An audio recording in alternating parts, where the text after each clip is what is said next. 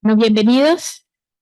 En nombre de las autoridades de la Universidad Católica Andrés Bello, damos la cordial bienvenida a las autoridades que nos acompañan acá hoy, a los profesores, a los estudiantes, a las personas que nos están acompañando en línea en este encuentro que nos reúne hoy para hablar sobre la ética y la inteligencia artificial. A continuación, le doy la palabra al vicerrector académico de la universidad, el profesor Juárez, para que dé la bienvenida y arranquemos con la actividad. Muchas gracias. Muy bien, bienvenido. Unas breves palabras que pueden servir un poco de introducción, contexto a lo que va a ser esta experiencia o el inicio de esta experiencia en el marco de lo que sería la cátedra o la asignatura de ética profesional en la universidad. Nosotros creo que desde hace ya algún tiempo hemos desde hace algún tiempo, lo que pasa es que, claro, aquí yo sé que ustedes me están escuchando, entonces no habría mucho problema, pero como estamos grabando, es importante, ¿no? Desde hace un tiempo la universidad ha venido trabajando insistentemente en la profundización de esta temática sobre inteligencia artificial, sobre la ética, evidentemente ha sido el recorrido tradicional que tiene nuestra institución en las distintas materias, no solo en ética profesional. Pero lo cierto es que en relación con la inteligencia artificial, en los últimos años ha sido un recorrido muy importante que se ha tenido no solamente en nuestra institución, sino quizá de manera global, como una preocupación sobre todo el desarrollo que ha tenido este tipo de herramientas en la educación y en el ámbito de la vida, ¿no?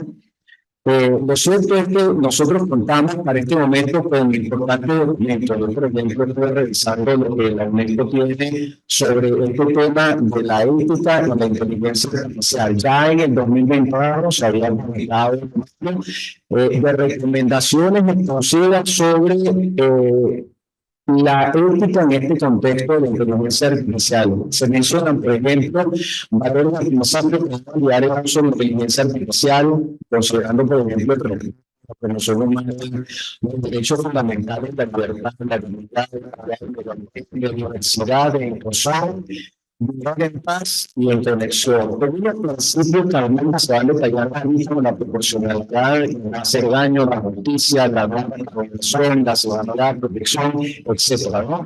Una serie de que evidentemente lo que puede estar en el programa vinculado con este uso de las herramientas de inteligencia artificial, consideremos la persona y su dignidad. Un poco si queremos simplificar el asunto. Por cierto, se proponen entonces políticas, espacios para discusión, para reflexión sobre el modo de reflexionar y trabajar e incorporar esta inteligencia artificial o una herramienta de inteligencia artificial en todos los casos educativos. Se han elaborado, por ejemplo, el más reciente de nuestra institución en relación con una forma que hemos establecido de articular distintas iniciativas de la universidad para juntos fortalecer esta reflexión desde las distintas comunidades que están vinculadas con ella. La pregunta entonces que se hace en este momento es por qué y la manera de aprender y acercarnos a la inteligencia artificial desde esa visión más de la investigación y la ética. Entonces yo creo que la información suficiente para discernir, para estudiar con detenimiento lo que está ocurriendo, este fenómeno, si lo queremos llamar de alguna manera, de la tecnología.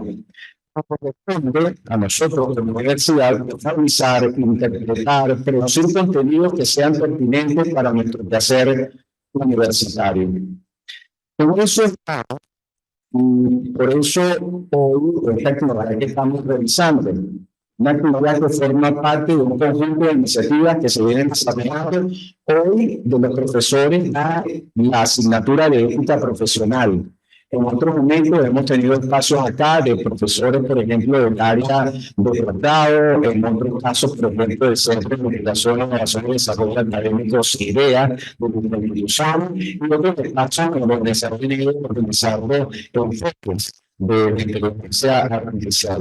Lo cierto es que en la mañana de hoy, tocará la profesora Andrea, nuestro invitado, al profesor Miguel Ramón, por esa naturaleza de participar con nuestro profesor en la ética, en este caso, la Salva, la profesora María Isabel Vargas, para seguir profundizando, para seguir presentando algunas pautas distintas que sirvan a estudiantes y a los profesores y a la gran institución, trabajando juntos o desarrollando esos espacios que nos permiten dar respuesta a estas realidades.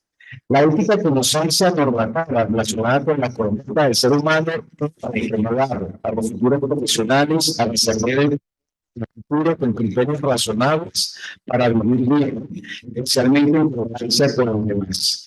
Ese es el objetivo, ese es el fundamento quizá de este encuentro cuando vamos a hablar sobre la ética y algunas consideraciones de la inteligencia artificial. Así que yo creo que va a ser muy interesante. Como se está grabando, se va a dar para los estudiantes de la materia de ética profesional, para los profesores luego revisar el entendimiento.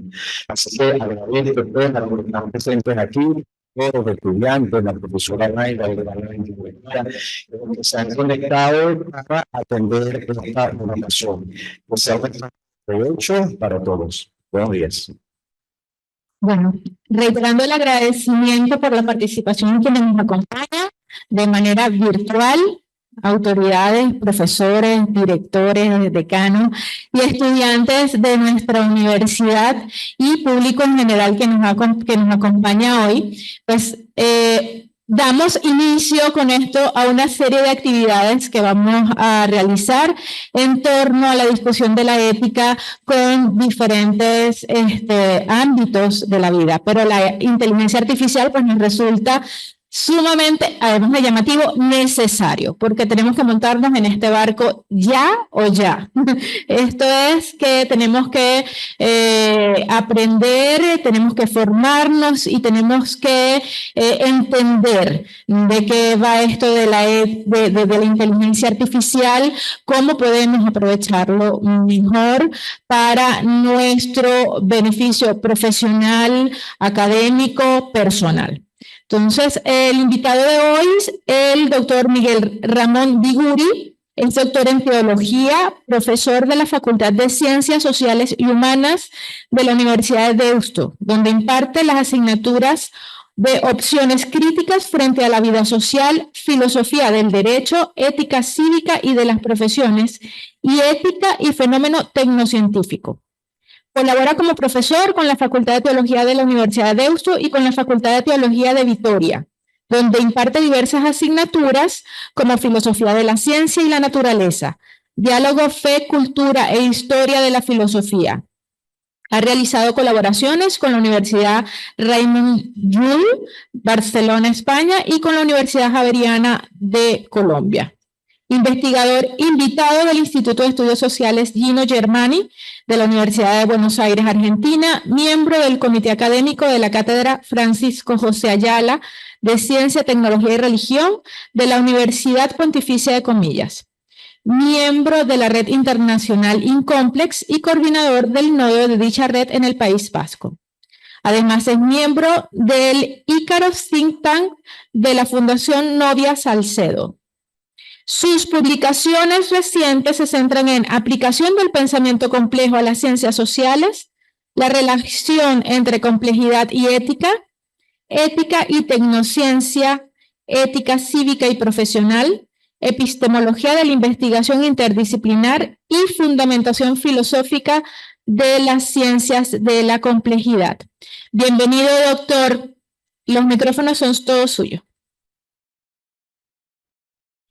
Bueno, pues muchísimas gracias a todos ustedes. Muchas gracias, estimado José Francisco, por la amable invitación que me hizo pues para para poder participar junto a todos ustedes en este encuentro. Agradezco, por supuesto, a todas las autoridades académicas de la Universidad Católica Andrés Bello por su amable invitación en esta reflexión que, como decía hace un momento, en la presentación es un tema que nos afecta a todos fundamentalmente en todos los aspectos de nuestra existencia, de nuestra vida y, por supuesto, profesionalmente y a nivel laboral como docentes de una forma especial, ¿no? Nos atañe absolutamente a todos y creo que todos estamos en todas las universidades enfrascados en, bueno, pues en esta reflexión crítica, pues para ver, primero para poder situarnos, a ver qué es lo que está pasando, que intentar comprender qué alcance puede tener este cambio tecnológico y hacernos algunos planteos que pueden ser interesantes desde el punto de vista ético y, por lo tanto, pues para introducir racionalidad dentro del debate, ¿no? La temática que les quiero plantear hoy es esta, ¿no? Es la inteligencia artificial y la ética en la enseñanza universitaria.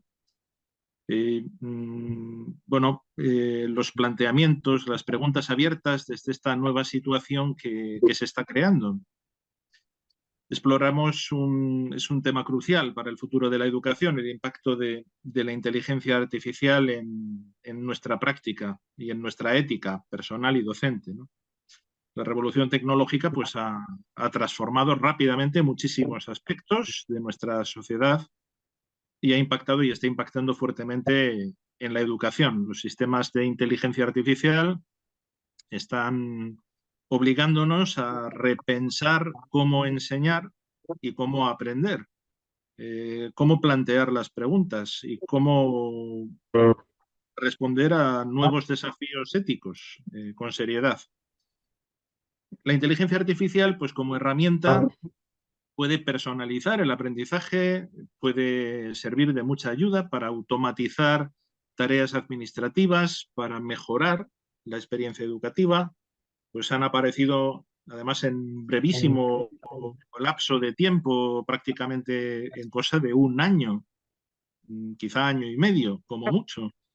Han aparecido herramientas como tutores inteligentes, evaluaciones automatizadas, análisis de aprendizaje del alumno. Esto nos permite a los docentes, sí, identificar algunos patrones, que es lo que se hace básicamente con la inteligencia artificial. Podemos identificar cómo están aprendiendo nuestros alumnos, cómo están rindiendo, proporcionarles una retroalimentación quizá más personalizada y más rápida, sin duda, y nos pueden ayudar a diseñar pues, un entorno y unas condiciones, unas experiencias educativas personalizadas, ¿no? Sin embargo, pues también, como toda moneda, tiene su cara y su cruz, y hay planteos de desafíos éticos que son pues, muy significativos.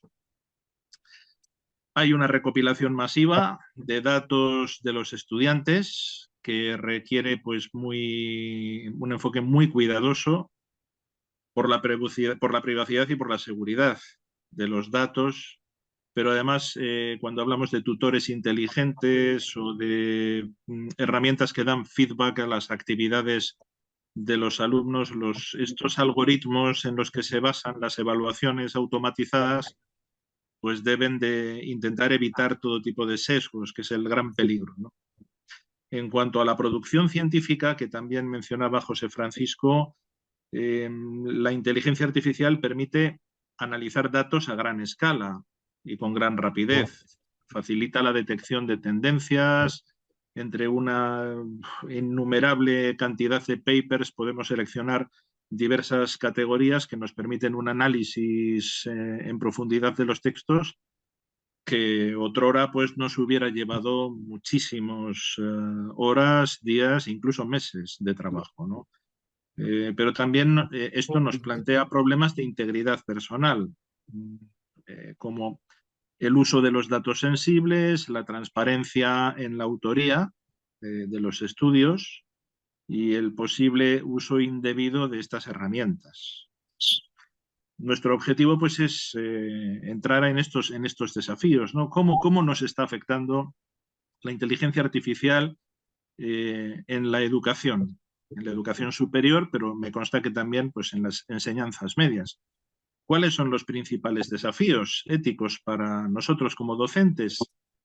¿Cómo podemos asegurar un uso responsable y ético de la inteligencia artificial en nuestras universidades? Y yo diría, ¿cómo podemos seguir educando en el desarrollo de una capacidad crítica que permita al estudiante y al investigador discernir qué categorías, qué variables, qué hipótesis son las verdaderamente relevantes e interesantes? Porque esto es algo que no lo va a dar la máquina.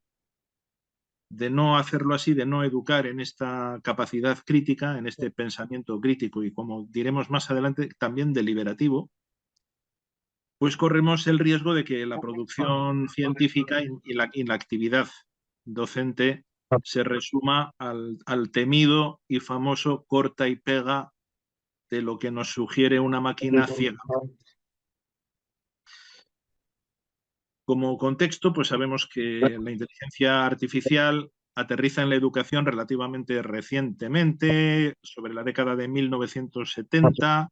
Empiezan algunos sistemas de tutoría inteligente, pero muy rudimentarios. En los años 90 del pasado siglo, ya los avances en el reconocimiento del habla dieron lugar a las primeras aplicaciones de enseñanza interactiva, también aún muy rudimentarias.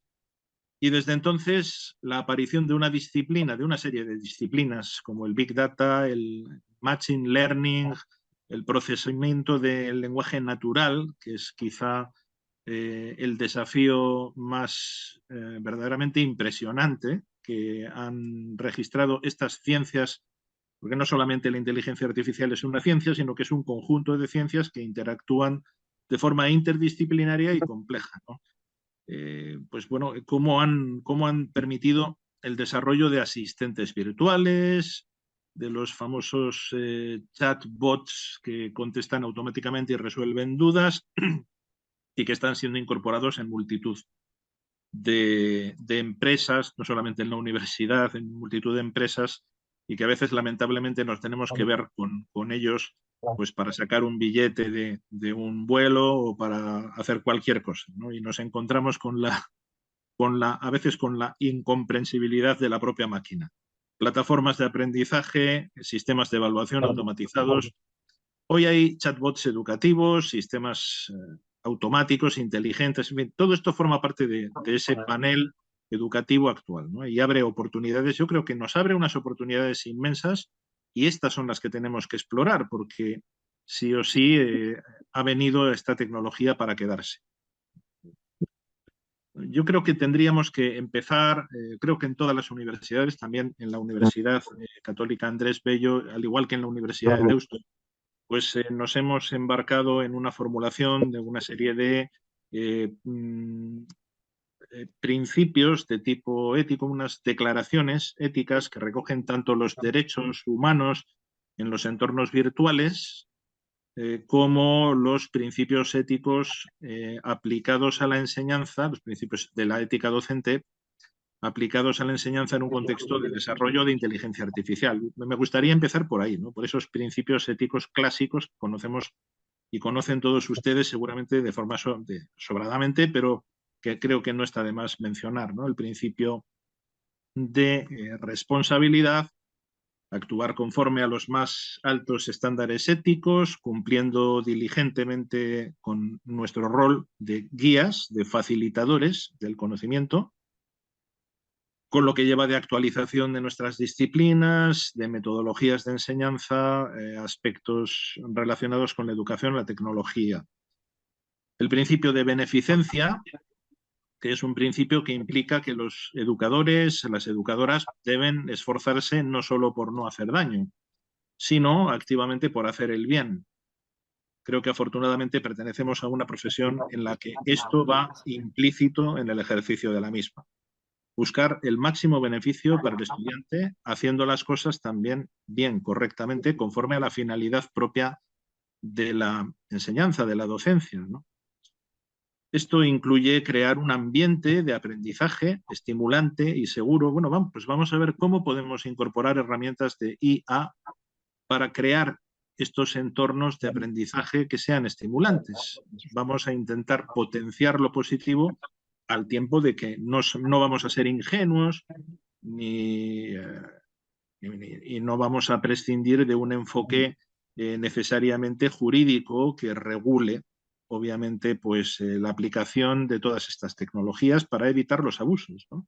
Pero el centrarnos en el vaso medio lleno, por así decir, más que en el medio vacío, creo que nos va a ayudar mucho a motivarnos y a desarrollar de forma positiva este pensamiento que necesitamos para construir estos ambientes. El principio de autonomía. Pues la autonomía implica educar a los estudiantes no solo en los contenidos curriculares, esto ya lo sabemos todas y todos, sino también en el pensamiento crítico. Esto es, bueno, va a ser algo recurrente en este coloquio, en esta comunicación que tengo con ustedes, porque pienso que muchas veces, la mayoría de las veces, yo creo que las herramientas de inteligencia artificial se usarán bien siempre que el alumno y el profesor pues tenga una capacidad, un desarrollo crítico suficiente, ¿no? Una cierta autonomía desde el punto de vista de la reflexión personal. Quizá sea más interesante invertir esfuerzos en el desarrollo de las capacidades de pensamiento crítico y de razonamiento deliberativo que en una capacitación meramente instrumental para el uso de determinados gadgets o determinadas herramientas, pues para lograr no sé qué, bueno, pues resultados de tipo profesional, ¿no? El principio de justicia. El principio de justicia en el contexto específico de la enseñanza incluye la representación equitativa de diferentes perspectivas, culturas, en el material de enseñanza, además de garantizar que los métodos de evaluación pues, sean justos, que sean conocidos por los alumnos, en fin, conforme a qué rúbrica de evaluación se les va a evaluar, etcétera. Este tipo de cosas que ya sabemos, no discriminatorios, obviamente. Y con la inteligencia artificial, bueno, pues es vital asegurar que esos sistemas sean transparentes, que sean justos, sin riesgos implícitos que puedan afectar a ciertos grupos de estudiantes, ¿no? Esta ética, por tanto, no solo son una cuestión de principios abstractos de ética cívica y profesional, aplicado en este caso a la docencia, ¿no? Sino que exige una aplicación práctica, una constante revisión, porque la tecnología y la inteligencia artificial están expandiéndose a una velocidad, bueno, pues exponencial, diría yo. La incorporación de la inteligencia artificial en el ámbito educativo supone también desafíos y oportunidades que afectan a las normas profesionales, a los códigos que rigen la práctica docente, ¿no? Yo creo que la relación entre principios éticos clásicos que acabamos de formular y los nuevos retos que introduce la inteligencia artificial han dado lugar a un esfuerzo de la comunidad universitaria en general por formular esos códigos éticos para la utilización de herramientas de IA, sobre todo las famosas inteligencias artificiales generativas, tanto en el contexto del aula como por parte de los alumnos en la redacción de sus trabajos y actividades, como también códigos, como mencionaba antes, que recojan los derechos humanos y los derechos del alumno y del profesor en los entornos digitales y virtuales. O sea que no se trata esto de un ejercicio.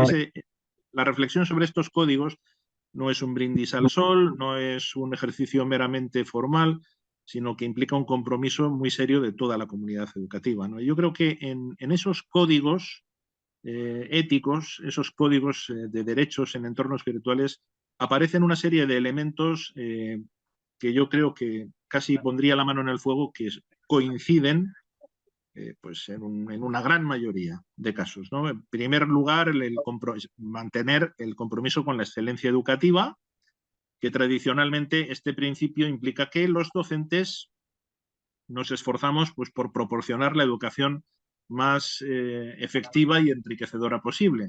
adaptándonos a las necesidades de cada estudiante. Pues con la inteligencia artificial, este compromiso se extiende a tecnologías de aprendizaje adaptativo que pueden personalizar la experiencia educativa. Sin embargo, también surge un reto, que es garantizar que esas tecnologías sean efectivas para todos los estudiantes. Claro, que no se quede nadie atrás. Esto implica una constante evaluación, un constante ajuste de las tecnologías y de los algoritmos utilizados para asegurar que cumplen con ese objetivo de excelencia, pero sin crear desigualdades, sin crear brechas, ¿no? En principio, o la clave, la categoría de integridad profesional, la integridad que es actuar con honestidad, con profesionalismo, pues ante la inteligencia artificial cobra una nueva dimensión. Los educadores deben estar informados, deben ser críticos respecto a las herramientas de inteligencia artificial que utilicen. Debemos comprender no solo cómo funcionan, sino también qué limitaciones tienen y qué posibles riesgos y sesgos tienen. Esto significa que los docentes necesitamos formarnos continuamente en tecnologías emergentes para poder evaluar la aplicación en el aula y para que esa aplicación sea justa para los estudiantes. La confidencialidad, otra categoría que aparece en estas declaraciones de principios institucionales, ¿no? El manejo de la información personal de los estudiantes es un componente esencial. Con la inteligencia artificial, el problema es que el volumen y la sensibilidad de los datos que se recopilan aumentan enormemente. Y no solo eso, sino que las tecnologías de inteligencia artificial que incorporan motores de aprendizaje automático, lo que hacen es cruzar constantemente bases de datos y de los datos que obtenemos de un estudiante, que son públicos, accesibles, son públicos, y por lo tanto no son confidenciales. Otra cosa es el tratamiento que se les dé, pero en principio son datos públicos.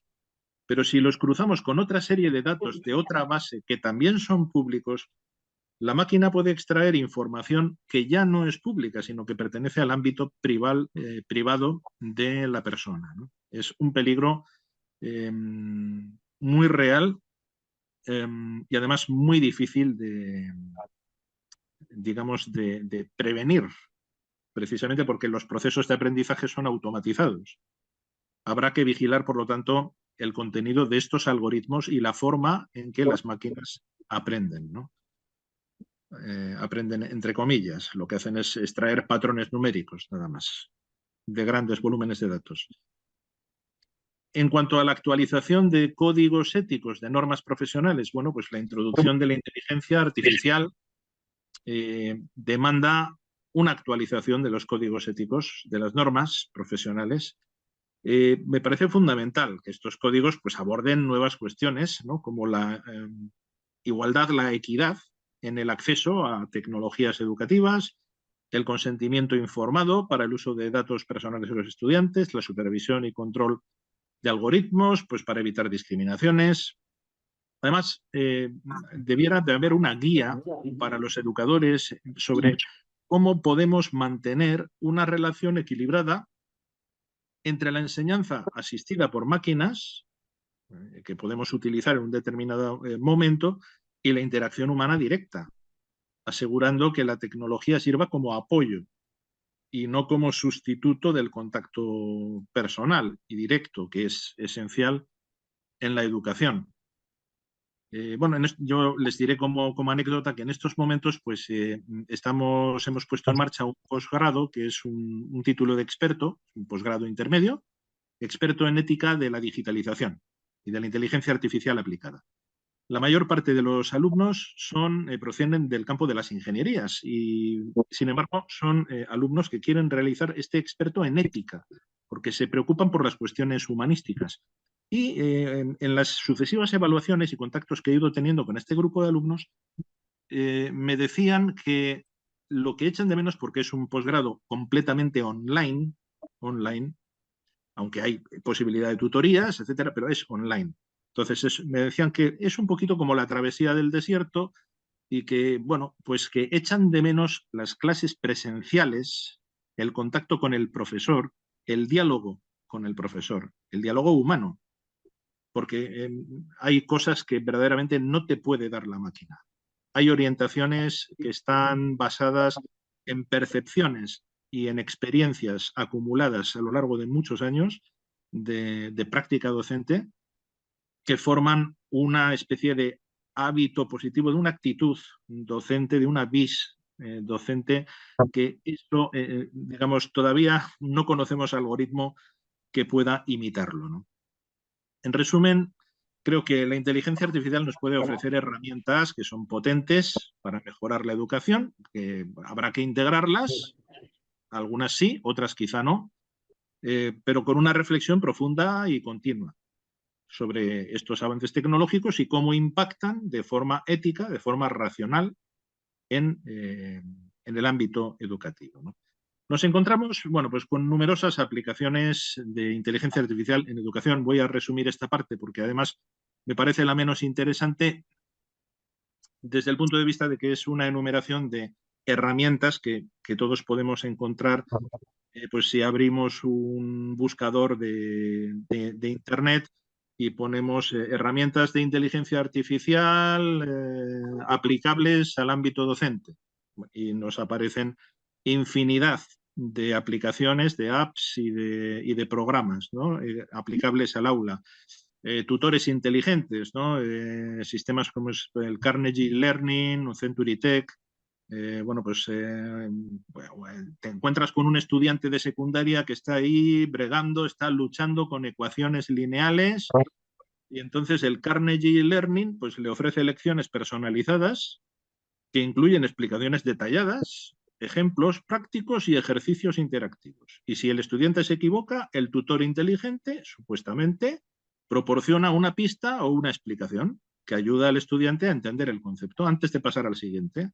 Por ejemplo, chatbots educativos que ayudan a los estudiantes respondiendo preguntas frecuentes en tiempo real, sistemas de retroalimentación, ¿no? Pues herramientas como Gradescope que automatizan la retroalimentación sobre tareas y exámenes. Por ejemplo, un profesor de ciencias de secundaria que tiene que corregir un gran número de exámenes, bueno, pues sube las hojas de respuestas a Gradescope y automáticamente corrige las preguntas de opción múltiple y permite al profesor calificar manualmente las preguntas abiertas utilizando sus rúbricas, ¿no? Esto reduce muchísimo los tiempos de corrección porque elimina las correcciones que son puramente mecánicas. Para la evaluación, pues hay sistemas de evaluación de exámenes, de elección múltiple, hay sistemas de inteligencia artificial que permiten la evaluación de ensayos. Todos hemos oído hablar del famoso Turnitin, ¿no? Pues el Turnitin no solo verifica la originalidad de los ensayos, sino que también pues puede proporcionar retroalimentación. Si se programa adecuadamente, puede darle al alumno retroalimentación sobre gramática, estructura y estilo.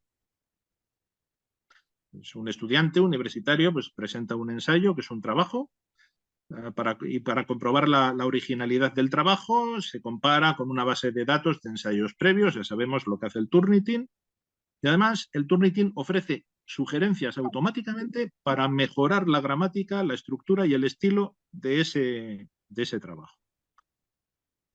Hay otras herramientas de evaluaciones adaptativas, bueno, infinidad, no quiero tampoco detenerme. Hay algunos que son muy interesantes, planes de estudio personalizados, ¿no? Pues herramientas que ofrecen este tipo de planes, sistemas como Dreambox o Newton, que adaptan lecciones y materiales al nivel y al estilo de aprendizaje de cada estudiante. ¿No? Esto que decimos que a veces el arte de la docencia consiste en situarte al nivel del alumno que tienes delante, ¿no? Para poder transmitir. Bueno, pues esto hay sistemas que supuestamente lo están haciendo. Luego, cuando se analiza detenidamente, ya se ve que la forma de hacerlo, pues, bueno, a veces deja bastante que desear. Pero hay sistemas de recomendaciones de contenido, de seguimiento del progreso. Los docentes pues, pueden monitorear el progreso de los estudiantes a través de paneles de control que muestran pues, métricas sobre el rendimiento. Por ejemplo, un maestro de primaria quiere monitorear el progreso de sus estudiantes en matemáticas y utiliza un programa que es Khan Academy, pues para ver qué estudiantes han completado los ejercicios de geometría, cuáles necesitan ayuda pues, con el tema de las fracciones, etcétera, ¿no? Y el panel también muestra el tiempo que cada estudiante ha pasado en la plataforma y su nivel de precisión en las respuestas. Claro, aquí hay una línea divisoria pues quizá un poco fina entre el monitorear el proceso o el progreso de aprendizaje del alumno y el invadir su intimidad. Y de hecho, pues en los desarrollos jurídicos, en los desarrollos normativos, tanto que se están produciendo ahora últimamente en Europa como me consta que en Estados Unidos, este tipo de prácticas se van a encontrar con fuertes cortapisas. Es decir, el uso de las herramientas de inteligencia artificial van a poder hacer del cruce de datos que obtenemos de los alumnos a través de las plataformas que empleamos, va a ser un uso, digamos, bastante recortado para evitar la intrusión en la intimidad de qué está haciendo menganito de tal, a tal hora, tal día. Bueno, pues a veces quizá para dar un feedback o una retroalimentación a este alumno no hace falta detallar hasta ese punto qué actividades está realizando, ¿no? Y cuándo las está haciendo o dónde está. Nos encontramos, por lo tanto, pues, bueno, pues con una serie de desafíos éticos específicos, ¿no? La privacidad, por un lado, que es una de las grandes cuestiones con las que se enfrentan todas las reformas jurídicas que abordan el problema de la IA, la recolección de los datos estudiantiles y el uso de esos datos para personalizar la enseñanza. Aunque la personalización, como decimos, puede ser beneficiosa, pues también puede llevar a una compartimentación o a un etiquetar injustamente a los estudiantes, ¿no? Si un algoritmo determina que un estudiante es débil en matemáticas, esto puede afectar de alguna manera a sus futuras oportunidades educativas. Esa catalogación como débil en matemáticas va a repercutir a través de otra serie de herramientas que están todas ellas interconectadas, va a repercutir en el expediente académico, en la formación, en las ofertas personalizadas que se le van a hacer a este chico o a esta chica. Bueno, ahí esto entronca directamente, o sea, el encasillamiento, la clasificación, el establecimiento de perfiles, entra de lleno también con otro problema que está directamente vinculado, que es el de los sesgos algorítmicos, que todos conocemos, hemos oído hablar, bueno, pues sesgos de discriminación en algoritmos educativos que pueden reflejar los prejuicios de sus creadores o de los datos en los que se basan. Bueno, pueden reflejar, no, reflejan, porque es absolutamente imposible crear un algoritmo desprovisto de ningún tipo de prejuicio, porque el ser humano funciona, la epistemia humana funciona generando hipótesis, y las hipótesis no dejan de ser prejuicios, ¿no? Es decir, son herramientas de búsqueda, sí, son productos heurísticos y todo este tipo de cosas, pero que están basados en conocimientos previos y en sesgos que hemos ido desarrollando los humanos, pues con nuestra experiencia. Por lo tanto, si nos preguntamos a ver si las máquinas, si la inteligencia artificial va a tener sesgos o no, sí que va a tener. ¿Por qué? Porque todos los seres humanos los tenemos y en consecuencia las máquinas también los van a tener. Quizá el peligro es no darnos cuenta de que los tienen y, en segundo lugar, no darnos cuenta de que las máquinas, a través de los programas de machine learning, de aprendizaje automático, pueden crear sesgos nuevos que antes no existían. Pueden crear sesgos emergentes, ¿no? Diríamos, usando el lenguaje de la complejidad. Habrá que ver, por lo tanto, pues qué discriminación potencial hay en los algoritmos educativos, ¿no? Si favorecen a ciertos grupos demográficos, si pueden perjudicar a estudiantes de minorías, etc. intentar por todas las formas detectar estos errores, ¿no? En cuanto a la autonomía del docente, bueno, pues con la creciente automatización de la enseñanza y de la evaluación, los docentes corremos el riesgo de que se nos considere, o peor, de considerarnos a nosotros mismos como bueno, pues meros facilitadores de usos de herramientas tecnológicas. Por eso decía antes que para mí lo fundamental de este debate es cómo adaptar la enseñanza, la capacitación en el ejercicio del juicio crítico a través del uso de estas herramientas de inteligencia artificial. O también puede ser otro riesgo la dependencia excesiva de sistemas automatizados, pues que podemos acabar confiando demasiado en sistemas automatizados para evaluar y guiar a los estudiantes, lo que podría llevar pues, a una comprensión incompleta de sus actividades. Aparte de que aún, digamos, la comprensión, el hecho de que una máquina se exprese en lenguaje natural, como la máquina, a pesar de expresarse en un lenguaje natural, no comprende lo que está diciendo, porque únicamente está relacionando símbolos que para la máquina son meras sumas y restas, en el fondo, pues puede producir el caso de que utilizando determinadas palabras, la máquina interprete, entre comillas, algo que no corresponde al texto en función del contexto amplio en el cual está enclavado. Esto es algo que solo el humano de momento puede hacer. Bueno, tenemos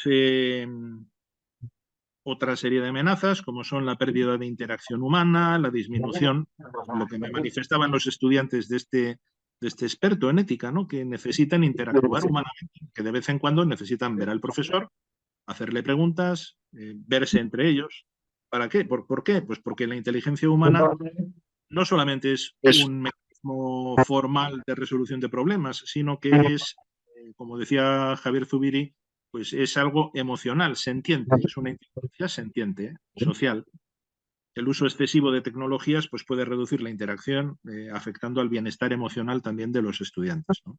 Estos sistemas online son muy cómodos porque son muy flexibles y se adaptan a tu trabajo, a tus necesidades familiares, etcétera, pero son muy duros porque el contexto de enseñanza-aprendizaje es muy árido. Y desde luego, personalmente creo que no hay nada que pueda reemplazar a la presencialidad, aunque, como digo, con esto no quiero decir ni mucho menos que no vamos a ir hacia un horizonte cada vez más digitalizado, ¿no? Bueno, hay una serie de beneficios, de oportunidades éticas que yo creo que tendríamos que explorar, ¿no? Primero, mejorar la educación para estudiantes con discapacidades, por enfocarnos en lo positivo. Yo creo que la inteligencia artificial es fundamental para proporcionar herramientas que mejoren el acceso al contenido educativo para estudiantes que tienen discapacidades.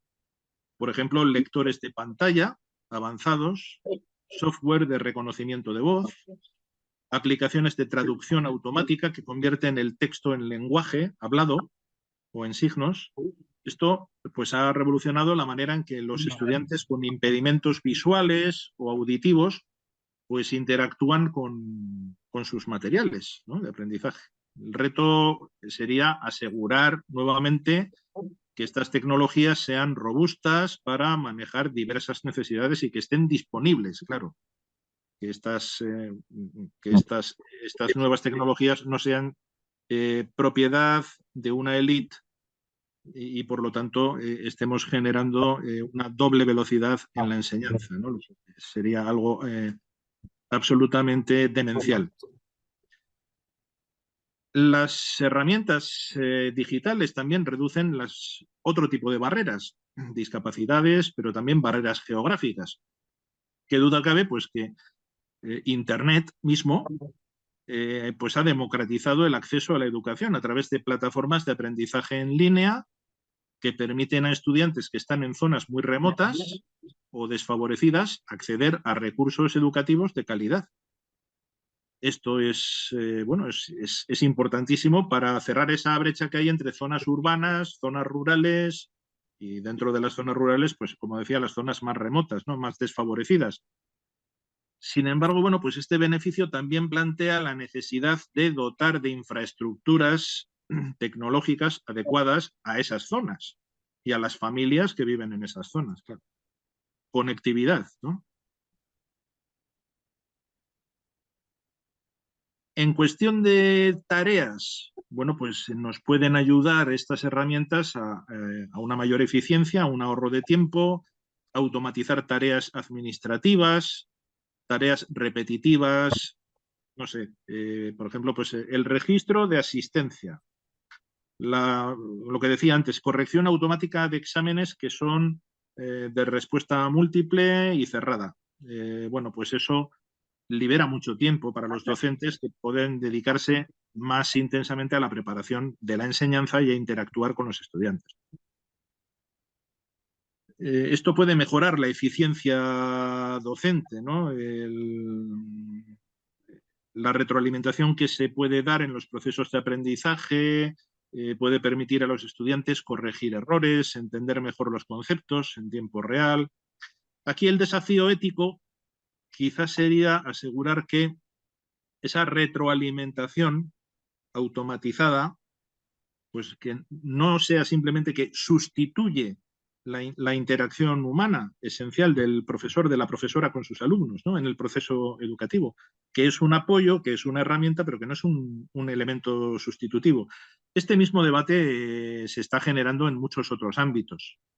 Bueno, una de las asignaturas que imparto es ética cívica y profesional de las profesiones jurídicas, ética profesional de derecho, y en el ámbito jurídico, pues en China, por ejemplo, hace años que se están utilizando chatbots judiciales, perdón, no jurídicos, judiciales. ¿Para qué? Pues para resolver pequeños conflictos. Por ejemplo, problemas pues de poca monta en cuanto a cantidades de dinero pequeñas o problemas de mediación en fin, ese tipo de problemáticas pues que no implican un proceso penal. Pero claro, una vez que admites que un bot judicial automatizado dictamine y cierre el procedimiento de mediación sobre tal asunto, aunque sea de poca monta, ¿por qué esa misma lógica luego no se va a poder implementar en asuntos penales, por ejemplo, o en otro tipo de asuntos mucho más graves, ¿no? Si lo que está en cuestión es la lógica de fondo. Yo creo que una de las cuestiones fundamentales es que los bots de inteligencia artificial nunca pueden sustituir plenamente al sujeto humano. Tiene que haber un sujeto humano tras el bot, tiene que haber un sujeto humano tras la inteligencia artificial y tras el uso de la inteligencia artificial. Y si se usa la inteligencia artificial en el aula, es el profesor o la profesora la persona competente para guiar a los alumnos en un uso crítico de dicha herramienta. Bueno, yo creo que hay múltiples, esto implica múltiples, nos pone más deberes a nosotros encima de los que tenemos, pues nos pone más deberes, ¿no? Claro, implica capacitación, implica alfabetización digital, formarnos en un uso justo y responsable de estas herramientas. Tenemos que intentar comprender en qué consiste esto de la privacidad de los datos, cómo los algoritmos pueden presentar sesgos, cómo podemos detectar sesgos en los algoritmos, porque muchas veces el problema es que los sesgos son inconscientes. Entonces, ¿cómo detectas sesgos, ¿no? Y la importancia de asegurar una equidad en el acceso a las herramientas tecnológicas.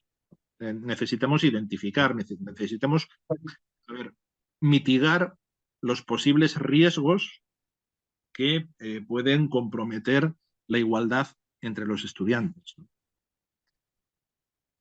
Tenemos que desarrollar códigos éticos para la inteligencia artificial y estamos en ello. Actualizar códigos profesionales para incluir la inteligencia artificial. A medida que esto avanza y que está cada vez más presente en la educación, los códigos de ética profesional y las normas deben ser revisadas, actualizadas para reflejar estos nuevos desafíos y realidades.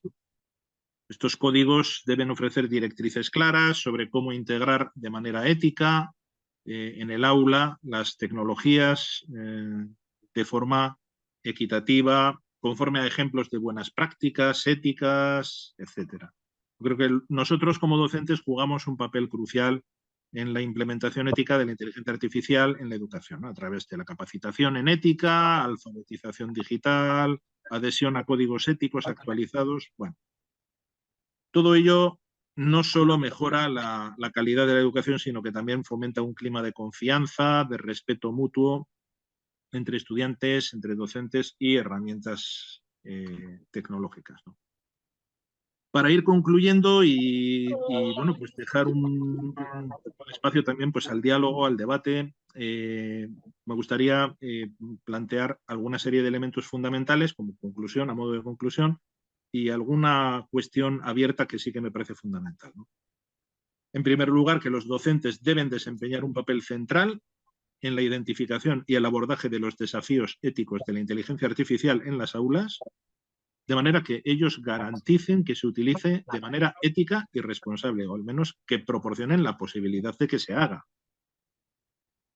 El enfoque tiene que ser proactivo por nuestra parte, ¿no? En lugar de reaccionar a los problemas a medida que surgen, pues intentar adoptar un enfoque proactivo, intentar desarrollar marcos éticos, marcos racionales y razonables para el uso de la inteligencia artificial en educación. Involucrarnos activamente, que yo creo que, bueno, pues la muestra de nuestro involucrarnos es que estamos aquí dialogando sobre este tipo de problemática que realmente a todos y a todas pues nos impacta y bueno, nos cuestiona profundamente.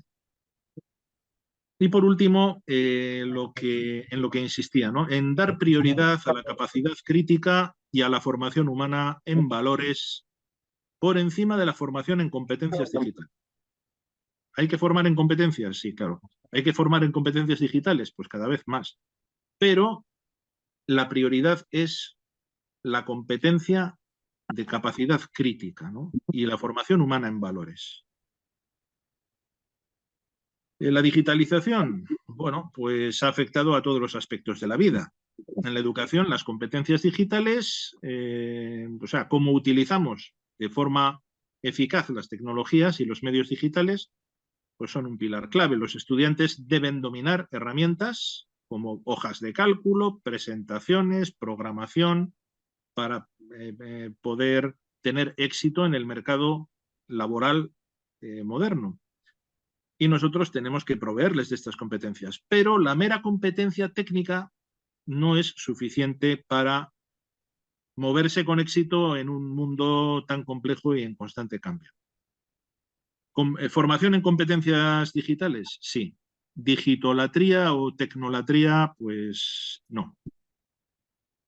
La importancia, la capacidad crítica. La capacidad crítica, la habilidad de analizar, de evaluar, de cuestionar la información de manera reflexiva, pues es, ya lo sabemos todas y todos, esencial para discernir entre información confiable e información engañosa en esta era de desinformación, ¿no? De guerra de información. Esta capacidad es clave para desarrollar ciudadanas y ciudadanos autónomos, que no consuman pasivamente la información, sino que sean capaces de tomar decisiones críticas informadas. En el contexto de la tecnología, la capacidad crítica permite a los estudiantes pues, comprender los límites y los riesgos de herramientas digitales. Un estudiante, por ejemplo, pues, que tenga una mínima habilidad crítica puede cuestionar la precisión de ciertas noticias en línea, identificar sesgos en resultados de algún tipo de búsqueda, etcétera, ¿no? Aunque las competencias digitales y la capacidad crítica estén interrelacionadas y deban interrelacionarse, yo creo que hay que priorizar la capacidad crítica, garantizar un uso más consciente y ético de la tecnología. Un enfoque académico centrado únicamente en competencias digitales podría acabar en estudiantes técnicamente muy capacitados, pero vulnerables a la manipulación de la información digital. Si se prioriza la capacidad crítica, los estudiantes estarán mejor equipados contra este tipo de amenazas, ¿no? Y para ello pues hay que integrar la capacidad crítica en el currículo académico. Las instituciones tienen que incorporar este pensamiento crítico en todos los niveles y disciplinas. Yo creo que lo intentamos y creo que en la medida de nuestras posibilidades lo hacemos, ¿no? Pero además debemos ayudar a modelar, no sé cómo decirlo, sí, es modelar el pensamiento crítico, animando a los estudiantes a reflexionar sobre el contenido digital que consumen y, bueno, y animarles a que produzcan trabajos que demuestren análisis y evaluaciones profundas. Hay una de las cuestiones a cuenta de las famosas inteligencias artificiales generativas que están utilizando cada vez más los chicos y chicas pues, para producir sus ensayos y sus trabajos académicos. Hay algo que se nota rápidamente, se nota cuando están hechos con inteligencia artificial, y es por la superficialidad de las propuestas. Son, claro, las inteligencias artificiales generativas manejan un gran volumen de datos y escupen esos datos en forma de lenguaje natural, pero son datos que están basados en un uso mayoritario desde el punto de vista estadístico. Ya, pero es que la mayor parte de las veces en la investigación el elemento esencial no es precisamente el que está basado en las aportaciones mayoritarias, sino que es precisamente el pequeño detalle que marca toda la diferencia entre un gran descubrimiento y un más de lo mismo, ¿no? Esto lo podemos detectar fácilmente. Es verdad que no hay herramientas que te garanticen al 100% y que te digan este texto ha sido elaborado por una inteligencia generativa, porque no es copiar, sino que generan el lenguaje. Por tanto, no tenemos hasta ahora esa herramienta, ¿no?, que nos garantice que podemos detectar el plagio a la hora de utilizar estos sistemas de inteligencia. Pero se nota mucho además, yo creo que en los trabajos de los estudiantes. En resumen, yo creo que aunque las competencias digitales son vitales en el mundo actual, el desarrollo de la capacidad crítica pues debe tener esa prioridad en el ámbito académico. La capacidad crítica proporciona a los estudiantes una base para, bueno, pues para cuestionar, analizar y evaluar la información. Priorizar esto no solo mejora el uso de las competencias digitales, porque una persona con capacidad crítica usa mejor y de forma más óptima, le saca más rendimiento a una herramienta digital. Es que además forma ciudadanos reflexivos y responsables, ¿no? Yo creo que es preparar a estos muchachos y muchachas pues, para enfrentar los desafíos de la sociedad contemporánea, me parece que es lo fundamental. Es nuestra labor fundamental a través de todos los currículos y todos los contenidos que nosotros manejemos, ¿no? Y nada más, pues tampoco quiero aburrirles más con más datos y con más, como digo, herramientas que se pueden aplicar al aula, etcétera. Todo esto está disponible en la red y sin más, pues les cedo el paso a los compañeros que van a hacer alguna aportación reflexiva también y entre todos pues podremos dialogar, espero. Gracias. Gracias por sus aportes, doctor Biburi.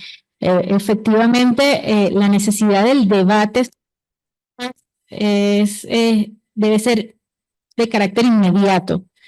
Este momento de quiebre que resultó la pandemia y que aceleró muchísimo la evolución tecnológica de la humanidad, pues nos ha cambiado el tiempo cuando estamos hablando de perspectiva. Ya no estamos haciendo planes a 10 años, sino que ya esos planes son de implementación inmediata. Entonces tenemos que comenzar con estos debates. Organismos e instituciones internacionales preocupadas por esto, pues dicen que para atender o para crear políticas públicas o políticas con relación al uso de la inteligencia artificial, pues evidentemente tiene que ser producto de un debate de un equipo interdisciplinario liderado por alguien que tome la decisión, pero tiene que estar conformado por especialistas en ética, especialistas en la materia, evidentemente que tiene que ver con el desarrollo de esa tecnología, diseñadores a nivel tecnológico, todo esto. Y pues hoy nos acompaña la profesora María Isabel López de la Facultad de Ingeniería, o parte de las ciencias, que también, bueno, aplicaba la ética aplicada a las ciencias, y el profesor José Luis Leda Silva, del Secretariado de Investigación, para continuar con este debate, con estas ideas que usted nos está planteando. Adelante, profesores.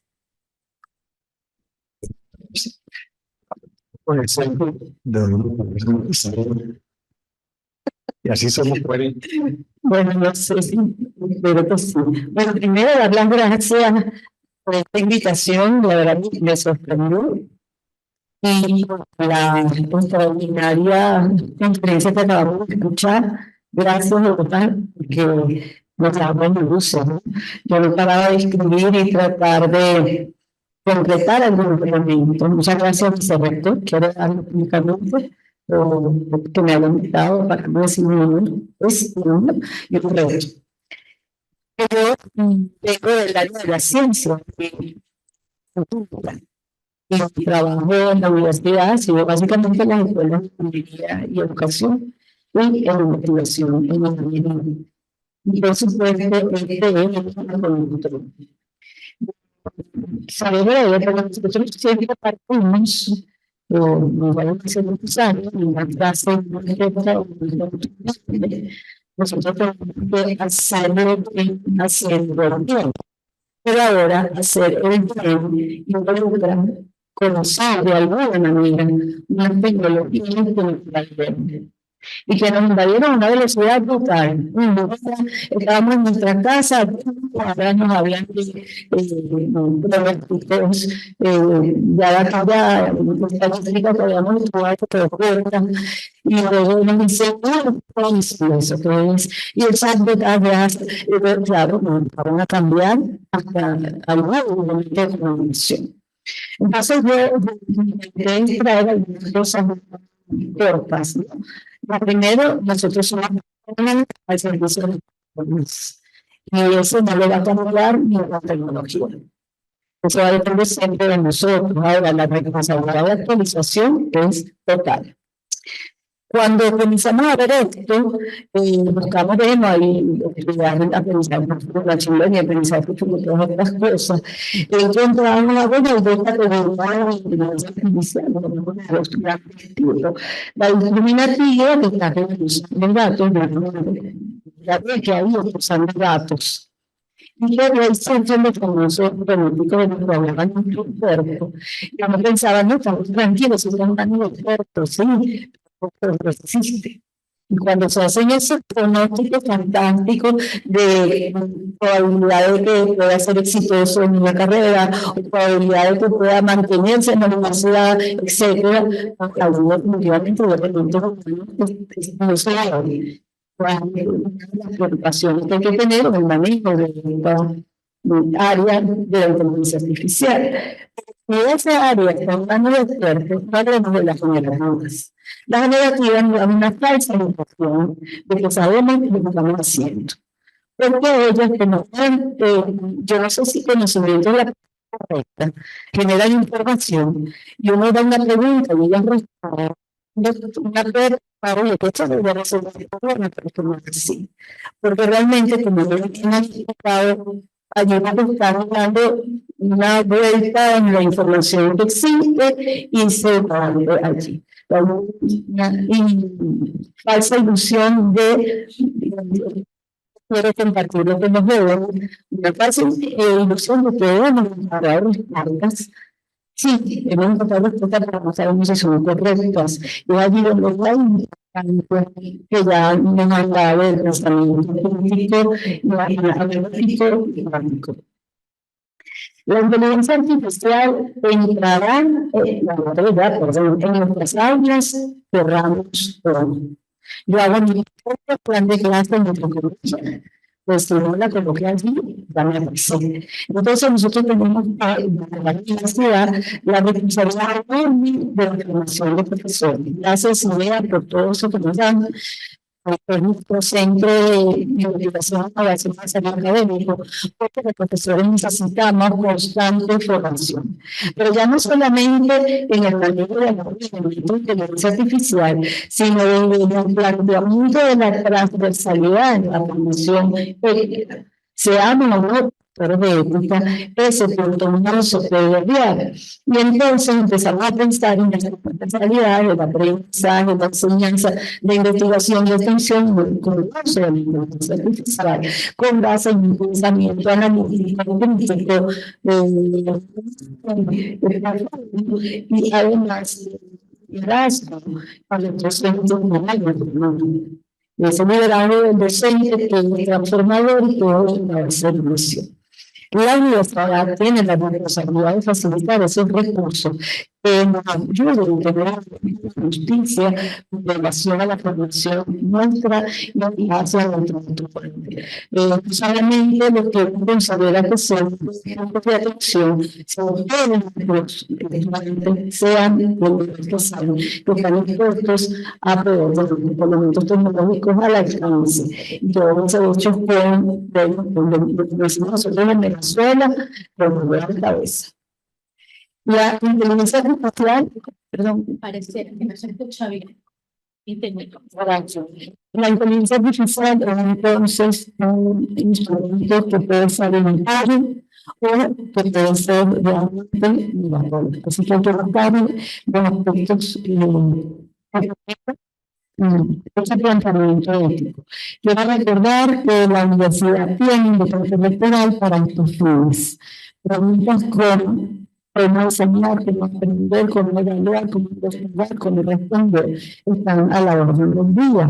Y nuestros elementos, tanto en la docencia, en la investigación y en la extensión, están ahora frente a un reto que no está resuelto.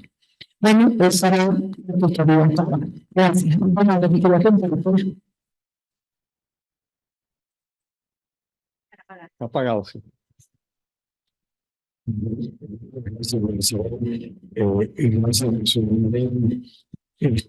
Se vuelve mucho esta iniciativa del sector académico porque de alguna manera va en sintonía de lo que el profesor Miguel ha reiterado en más de una oportunidad de que no solamente tenemos que fomentar las capacidades digitales en estas nuevas tecnologías, obviamente con retos mayores porque su aceleración son importantes y sus innovaciones son permanentes.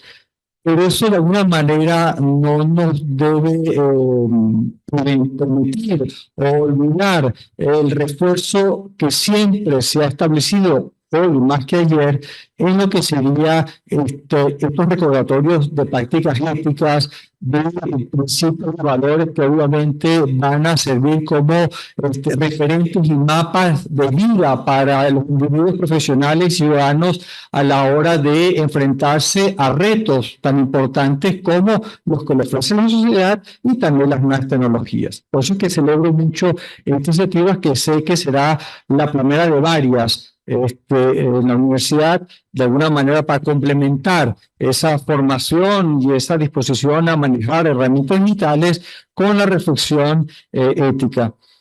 Quisiera, yo tuve la oportunidad de leer previamente el trabajo del profesor y escuchándolo hoy, volver a reiterar o a poner acento en elementos que sí me parecen importantes y que muy bien el profesor Miguel ha expuesto y que nosotros como docentes del área de ética, pero también como docentes de otra área, me parece que es importante resaltar a la hora de usar la inteligencia artificial. Realmente es muy delicado el tema de la privacidad de datos. sea, tenemos que tener mucho cuidado, saber un poco cuál es la plataforma que estamos usando, inclusive el modo en que se piden los datos, tanto el docente como el estudiante, es un tema que de alguna manera tenemos que cuidar, e inclusive compartirlo con los estudiantes para que ellos observen lo delicado que puede ser. Digo esto porque el profesor Miguel debe saber, el día de ayer se estuvieron presentando, él lo sabe porque hay un problema serio en España, pero ayer en los resultados de investigación de INCIDI y del CIF, en el que yo tuve un rato escuchando, este tema de la inteligencia artificial y el uso de los datos privados ha generado problemas mayúsculos. Cito uno: los chicos, y no los tan chicos, suben sus imágenes a sus redes. Y a veces lo suben con alegría, a veces están en la playa, a veces están, qué sé yo, compartiendo, y resulta que esas imágenes se trastocan en inteligencia artificial y son actores y actrices en películas porno.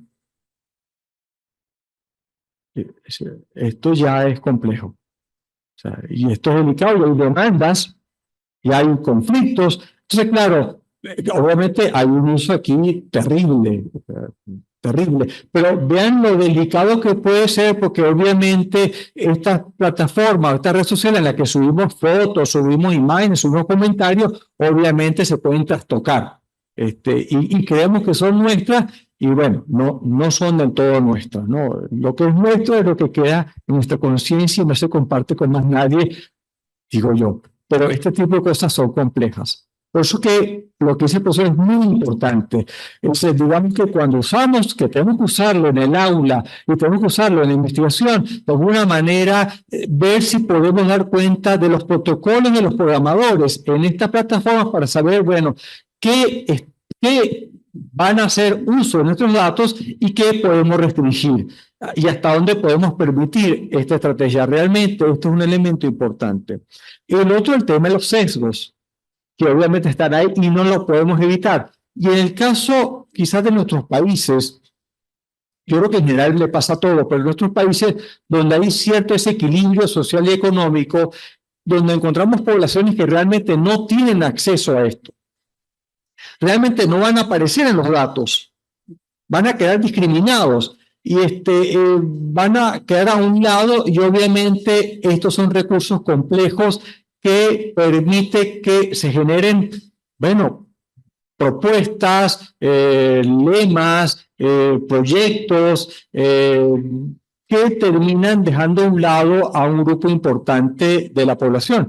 Y claro está, si nos referimos a la población educativa, a aquellos que tienen problemas para aprendizaje de matemáticas o lenguaje y tal, bueno, quizás si no participan de estas herramientas, sus datos y su posible mejoría será mucho más lenta. Por eso que es muy importante, sobre todo los retos, el tema de los datos privados, el tema del sesgo de algoritmo y el tema, y ahora viene el tema de la transparencia y la explicabilidad. Es decir, tenemos que procurar que su uso, queremos usarlo, sea transparente. ¿A qué me refiero? Podemos interaccionar con las plataformas y podemos hacerlo en el aula de clase con los estudiantes y podemos auparlo que lo usen, pero tenemos que explicar que deben, así como nos piden a nosotros, profe, ¿y de dónde usted saca lo que está diciendo? Bueno, de tal y cual libro. Bueno, dígale a la inteligencia artificial, bueno, ¿cuáles son tus fuentes? ¿De dónde sacaste estos datos? Y para sorpresa nuestra, esos datos muchas veces están errados. Por lo cual, ya es un principio de establecimiento crítico. Es decir, oye, pero me dice esto, pero la fuente que usa no existe. Entonces, obviamente, ya es un ejercicio inicial de aparato crítico. Es decir, si me engañas una vez, me puedo engañar 2 veces, entonces, ojo pelado, vamos a vernos a cierta distancia. Eso es muy importante como un ejercicio directo para mostrar la transparencia de estas plataformas, que en ningún momento se promueve como negativa, sino que cómo la incorporamos como asistente. Y eso es algo que el profesor Miguel dijo varias veces, recalcar su capacidad de asistirnos, porque realmente en muchas labores facilita y disminuye el tiempo que a su vez puede ser usado para procurar conocimiento, creación de conocimiento, compartir conocimiento con nuestros colegas y con nuestros estudiantes. El otro elemento que recalcó el profesor Miguel, y creo que eso habrá que recalcarlo 1000 veces al día, es de la autonomía. Obviamente la autonomía la seguimos desarrollando en el aula de clase pre-inteligencia artificial. Digamos que es un principio clásico. Pero hoy, más que antes, tenemos que reforzarlo porque somos consumidores de datos, aportamos datos sin saber, pero no tenemos tiempo o cada vez tenemos menos tiempo a discriminar, reflexionar, a pensar sobre estos datos. La dinámica imposibilita esto o hace más complejo este ejercicio. La autonomía, la condición de generar un aparato crítico o ser crítico ante lo que uno ve, requiere el aula de clase, la presencialidad, requiere, como bien dice el profesor Miguel, que pedir al estudiante que pueda comparar distintas informaciones, pero hace falta algo más. Hace falta algo más que nuestra interacción personal había aprendido en el siglo XVIII, y es hacer uso del espacio público para dialogar con el otro, mostrar diferencias temáticas que hoy día son más complejas porque simplemente somos consumidores digitales. Cuando somos consumidores digitales, hago un simple ejercicio. Cuando salgamos de acá, o cuando vayamos a casa, hay algo que a mí me sorprende mucho y yo no lo sé hacer. Por eso me sorprende. Yo no sé cómo la gente puede caminar y al mismo tiempo tener el teléfono prendido y además escribiendo y además respondiendo exámenes. Es decir, yo no puedo hacer. Yo me tengo que parar para ver el teléfono. Por eso que me sorprende esa capacidad. Entonces, claro, pero como estoy con el teléfono y llego a la casa con el teléfono, no me di cuenta que al lado atropellaron a alguien o alguien me pidió algo. Es decir, ignoro el espacio público. Está bien que tenga el teléfono y se informe y se comunique y haga lo que tiene que hacer, porque obviamente no le vamos a decir que guarde el teléfono. Pero el problema está en que tenemos que recordar que también somos habitantes de este planeta. De alguna manera somos ciudadanos, y ser ciudadano es participar del espacio público, de lo público, y participar del espacio público requiere cierta condición crítica que muy bien dice el profesor Miguel, es contrastar notas, noticias, textos, materiales, que es la única forma de interaccionar con los demás y decir, caramba, esto parece que hay un sesgo o no hay un sesgo. Es decir, realmente tenemos que recordar que hay un espacio público y que no todo se suscribe al espacio digital, que repito, es muy interesante porque realmente la enorme ventaja de poder escuchar esta charla en un momento posterior es algo que se agradece por las tecnologías. Esto es muy importante, ¿no? Pero tenemos que tener como un recordatorio de que es verdad, podemos formar gente crítica con lecturas, reflexión, diálogo, pero requerimos retomar nuevamente el espacio público donde dialogamos con el otro y bueno, por momentos podemos quizás guardar el teléfono por un par de minutos para esta interacción. El otro elemento que para mí es un riesgo y es que así como el tema de las redes sociales e inteligencia artificial, y estoy terminando, es que es muy importante el uso personal, o sea, el encuentro personal. El encuentro porque hay ciertas emociones que se comparten en el aula de clase o en un centro de investigación que son importantes y que pueden ir en paralelo a la asistencia de la inteligencia artificial. La emoción, la visión, porque a veces el cara a cara permite al docente decir, estos chicos no me están entendiendo, bueno, cosa que es normal, pero también pueden entender, este chico o esta chica captó. Uno le puede decir, toma la palabra, conversa con los compañeros, esa interacción obviamente a distancia, como el profesor Miguel dio el ejemplo de los chicos que dice, caramba, lamentamos no vernos presencialmente, esto, bueno, parece una transmisión radial, muy bien, pero ese contacto sería importante para complementar, para unas dudas que obviamente son más fáciles de establecer en contacto personal, porque de alguna manera también, por más que nos asombra este lenguaje natural que maneja muy bien el inteligencia artificial, de vez en cuando posiblemente la consulta con una persona como nosotros, viva, ¿no? Que podemos ver, resulta interesante. Por eso que la emoción es muy valiosa. Y cuento una anécdota al respecto.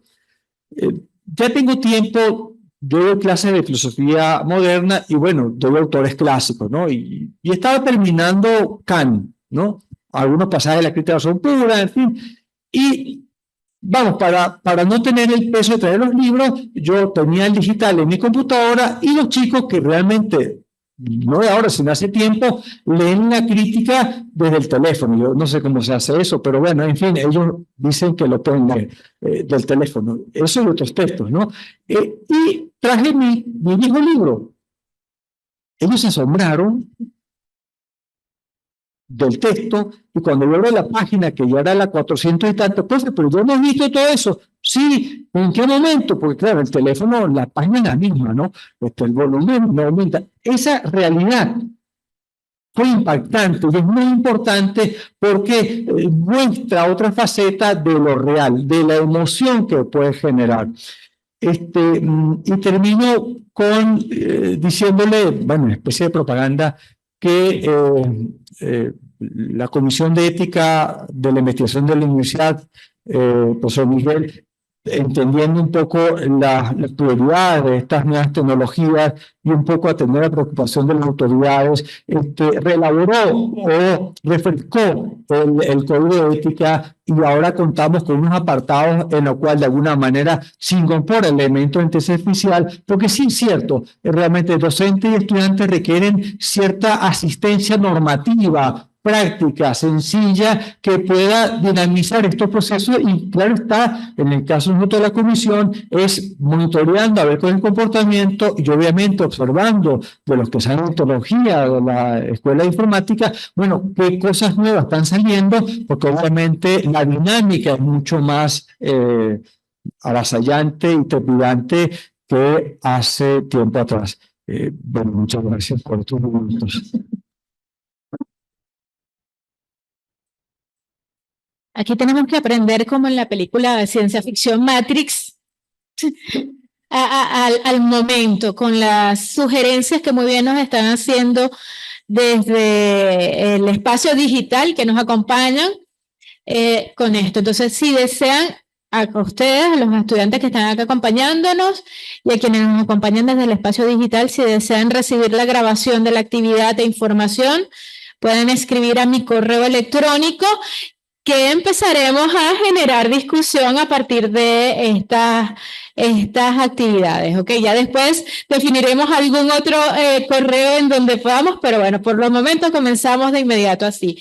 Invitamos también quienes deseen hacer desde internet sus comentarios y sus preguntas, muy bien pueden hacerlo desde el espacio donde dice preguntas y respuestas, que ahorita vamos a abrir para leer. Mientras estamos revisando acá, podemos abrir el micrófono tanto para el profesor Biguri como para las personas que nos acompañan acá, si quieren hacer alguna participación.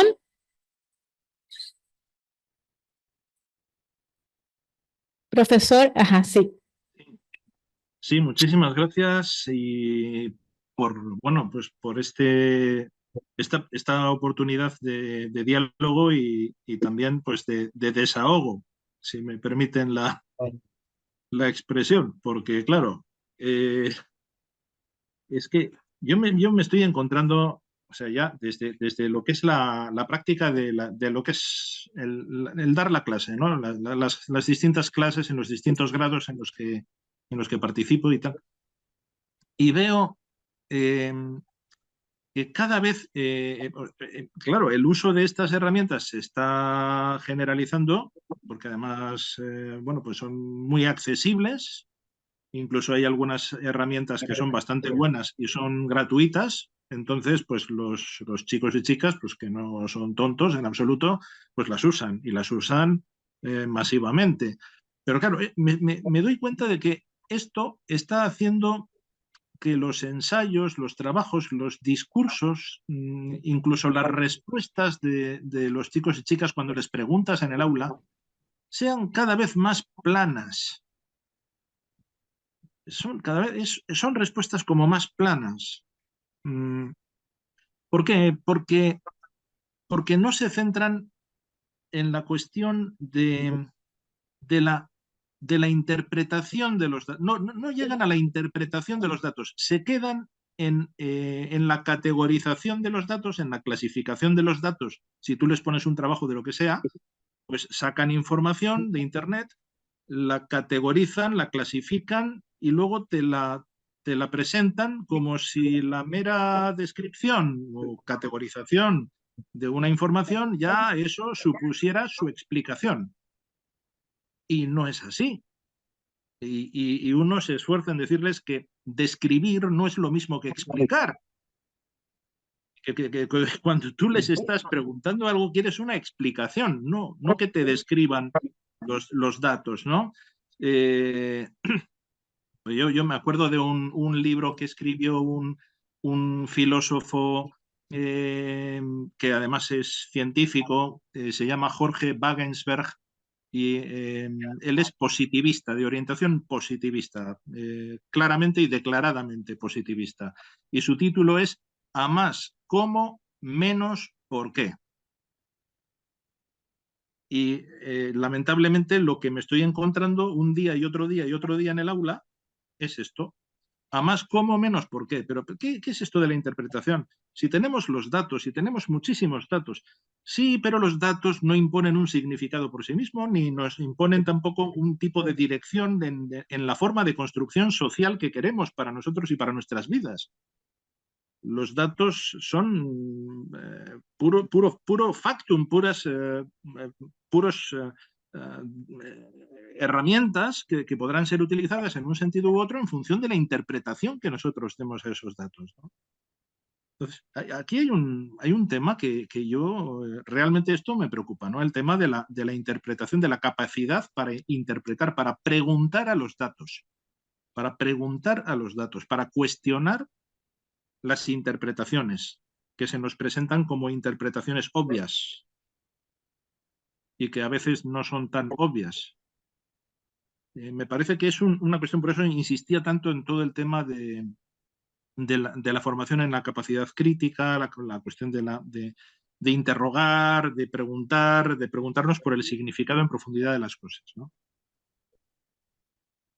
Gracias, profesor. Evidentemente la inteligencia está en eso, en relacionar datos, pero en relacionar datos la inteligencia artificial lo hace, pero hace falta eso, el análisis crítico que da el ser humano desde la impronta de cada uno de nosotros, de nuestra formación, de nuestro conocimiento, de lo que hemos aprendido en esta interrelación humana entre otros. Tenemos algunos comentarios, vamos a abrir para ver qué nos dicen por acá. El profesor Pedro Freites de UCAP Guayana imparte la cátedra de Historia Económica Empresarial del segundo semestre de Administración y pues bueno, felicita la actividad. Le haremos llegar, profesor, la grabación igual a las personas que nos están escribiendo. Vamos a ver si hay alguna pregunta. El profesor dice, la inteligencia artificial es un soporte técnico a las clases presenciales. Los estudiantes deben ser analíticos, reflexivos, críticos sobre la información que le está dando la inteligencia artificial. Y con esa capacidad interpretativa se logra el mejor proceso de enseñanza y aprendizaje. Pues bueno, como nos dijo usted, nos toca tarea a los docentes aprender. Y aprender, como dije ahora, tipo Matrix, a la velocidad del rayo, porque los tiempos ahora van como mucho más rápido y la tecnología nos está sobreponiendo, sí, nos está sobrepasando. Entonces, ya estamos tarde, pero ahí vamos. El tema es que vayamos por este camino. Agradecemos, si no hay más preguntas, a los asistentes. Agradecemos muchísimo la participación del doctor Biguri por la claridad, la sencillez en esta discusión que nos abarca a todas las áreas Yo vengo también de las humanidades, me gusta mucho la ciencia, vengo de las humanidades y evidentemente esta necesidad ha hecho que tengamos que aprender de todo, esta necesidad de adaptación, que tengamos que aprender de todo y la claridad con la que nos dio esta reflexión, este inicio para este debate, pues la tendremos en cuenta y por favor agradecemos su disponibilidad y esperamos contar con su participación en próximas actividades porque estoy segura que quizás en otras áreas de la universidad lo van a contactar para poder desarrollar algunas actividades más puntuales. Agradecemos también a las personas que nos acompañaron acá, estudiantes, y algunos tuvieron que salir por sus compromisos académicos, pero ustedes, los que están allá no vieron, pero tuvimos un salón nutrido con personas, con asistentes, que a veces para estas reuniones de ética o de inteligencia artificial uno dice, bueno, entonces sí vemos que con asistentes en sala, un número alto, y un número alto en el espacio digital, estamos viendo la necesidad de información y de preparación en torno a esto. Entonces tenemos tarea y tenemos un compromiso, todos los que estamos acá, de seguir formándonos y bueno, y de seguir viendo qué nos inventamos para discutir esto y tener más información. Muchísimas gracias a todos. Muchísimas gracias. Tarea tenemos y tarea apasionante para todos. Muchas gracias. Gracias. Feliz tarde para usted.